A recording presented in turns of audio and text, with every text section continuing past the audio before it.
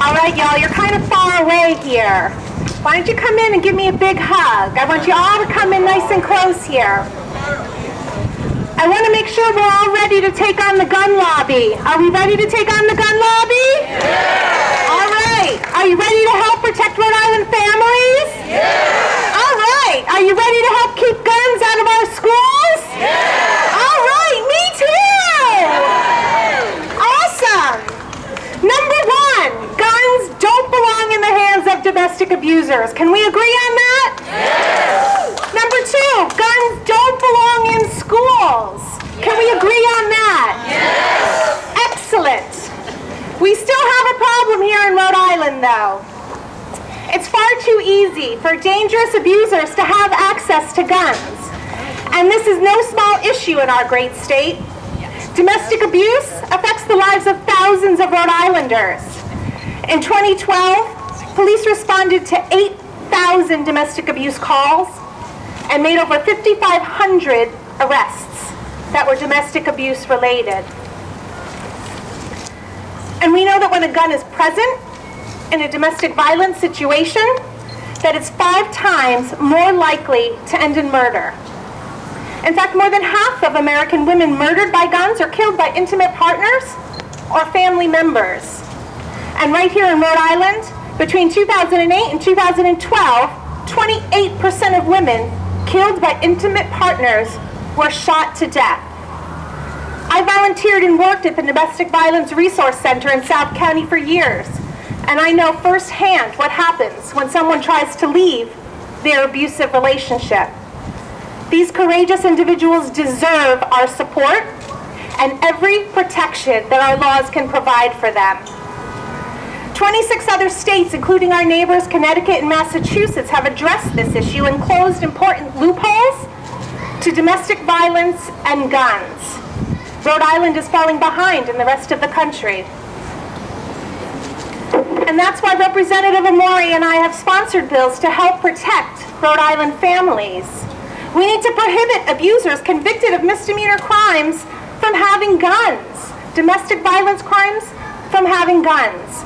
And although federal law prohibits these dangerous domestic abusers from having them, state and local officials can only enforce the laws if there's corresponding state-level prohibitors. We need to prohibit those subject to final protective orders from having guns. Just as before, even though that this is in federal law, we need to make sure it's in Rhode Island law so that our police officers have the tools they need to enforce these. And finally, we need to require that convicted domestic abusers turn in the guns that they already own. And this third piece is crucial. Although these abusers would be barred from buying new guns, we need to make sure they cannot return home from the courts to the guns that they already own.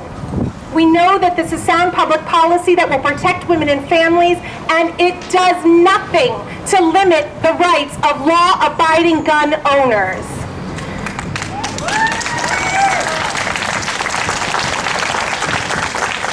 More than 8 in 10 Rhode Islanders support keeping guns out of the hands of domestic abusers, and we know it's far past time for my colleagues and I to change this and to close those loopholes. I want to work together with my colleagues and not let the gun lobby divide us. I join with Representative Amore, who wishes he could be here with me, to say let's protect Rhode Island families. Let's work together. Let's not let them divide us.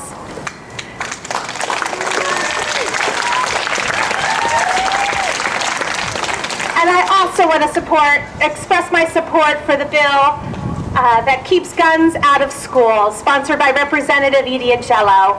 This will ensure that the only people carrying guns in schools are trained law enforcement officers. This is exactly as it should be. Classrooms and school playgrounds are places to learn and play, and teachers have enough to keep track of without adding guns to the mix. And I'm so proud to say that because of the great work from the Rhode Island Coalition Against Gun Violence, 22 of 36 school committees have passed resolutions in support of this bill, representing nearly 100,000 students in our state. So amazing work. I just want to thank you all for coming here today and standing with me and my fellow representatives as we continue to fight for you and for all Rhode Island women, children, and families until we pass these vital pieces of legislation. Thank you all.